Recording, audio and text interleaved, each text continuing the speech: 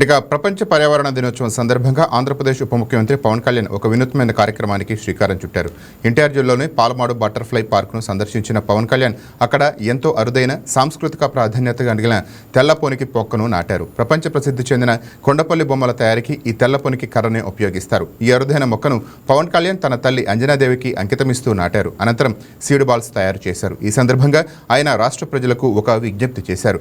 మనకు జన్మనిచ్చిన తల్లిపై ప్రేమతో గౌరవంతో ప్రతి ఒక్కరూ తమ అమ్మ పేరిట కనీసం ఒక మొక్కనైనా నాటాలని పిలుపునిచ్చారు. మనమంతా కలిసికట్టుగా పచ్చదనాన్ని పెంచి పర్యావరణాన్ని కాపాడుకుందామని కోరారు. ఈ పర్యావరణ పరిరక్షణ సంకల్పానికి మద్దతుగా ఆంధ్రప్రదేశ్ ప్రభుత్వం తరపున 2 అద్భుతమైన కార్యక్రమాలకి శ్రీకారం చుట్టాం. గౌరవ ప్రధానమంత్రి శ్రీ నరేంద్ర మోదీ గారు ఏక్ పేడ్ మాకే నామ్ పేరు మీద థీమ్ తోటి దేశం నలుమూలల ఒక చెట్టు నాటాలంటే ఎవరి పేరు మీద కంటే కూడా తల్లి పేరు మీద నాటడం చాలా స్ఫూర్తిదాయకం అని చెప్పి ఆయన ప్రారంభించిన ఈ కార్యక్రమానికి నాకు జన్మనిచ్చిన మా అమ్మగారు శ్రీ అంజనాదేవి గారి పేరిట ఈ రోజున మూలపాడు బటర్ఫ్లై పార్క్లో తెల్లపునికి మొక్క నాటడం జరిగింది. తల్లి జీవం పోస్తే అదే జీవాన్ని చెట్టు కాపాడుతుందని సందేశం ఇచ్చే ఈ కార్యక్రమం ద్వారా కొండపల్లి బొమ్మల కళాకారుల జీవనోపాధికి ఉపయోగపడే 1000 తెల్లపునికి చెట్లను ఒకే చోట నాటడం చాలా ఆనందం కలిగించింది. దీనికి తోడు ఆంధ్రప్రదేశ్ ప్రభుత్వం తీసుకున్న మరొక అద్భుత సంకల్పం పెద్ద ఎత్తున సీడ్ బాల్స్ తయారీ కార్యక్రమం. ఈ పర్యావరణ దినోత్సవం రోజున పర్యావరణ పరిరక్షణ కోసం 2.5 కోట్ల సీడ్ బాల్స్ విత్తనాల బంతుల్ని తయారీకి శ్రీకారం చుట్టాం.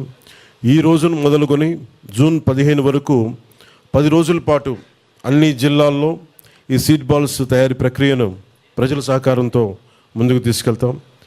ఎర్ర బంకమట్టికి కంపోస్ట్ జోడించి పూర్తి సేంద్రియ పద్ధతిలో ఆర్గానిక్ పద్ధతిలో తయారు చేసి ఈ సీడ్ బాల్స్ని ఈ వర్షాకాలంలో రాష్ట్ర వ్యాప్తంగా చల్లించేందుకు ఏర్పాట్లు చేశాం. సీడ్ బాల్స్ తయారు చేయటం చల్లించడం పర్యావరణ పరిరక్షణలో చాలా కీలకమైన పాత్ర పోషిస్తుంది. ఒక సీడ్ బాల్ ఒక చెట్టుని సృష్టించేంత శక్తి కలిగి ఉంటుంది. మామూలుగా విత్తనాలు నాటేయడం వేరు, దాన్ని ఈ ఒక ఎక్స్ట్రా లేయర్ ప్రొటెక్షన్ లేయర్ కింద దీనిని ఈ సీడ్ బాల్ రూపంలో దీన్ని విత్తనాల లోపల పెట్టి ప్రతి చిన్న సీడ్ బాల్కి 1.5 సెంటీమీటర్, అండ్ మన డ్రోన్ ద్వారా అయితే 1.5 సెంటీమీటర్, అదే చేతి ద్వారా అయితే ఒక చిన్న ఉండలాగా వీటన్నిటినీ తయారు చేస్తూ ఉన్నాం. ప్రతి సీడ్ బాల్ ఒక చెట్టుని సృష్టించగలిగే శక్తి ఉంటుంది. ఈ ప్రతి చెట్టు వాతావరణ మార్పుల ప్రభావం నుంచి భూమిని రక్షిస్తూ ఉంది, ఎయిర్ క్వాలిటీ పెంచుతుంది, నీటిని సంరక్షిస్తుంది, సస్టైనబుల్ బయోడైవర్సిటీ జీవ వైవిధ్యాన్ని పెంపొందిస్తుంది.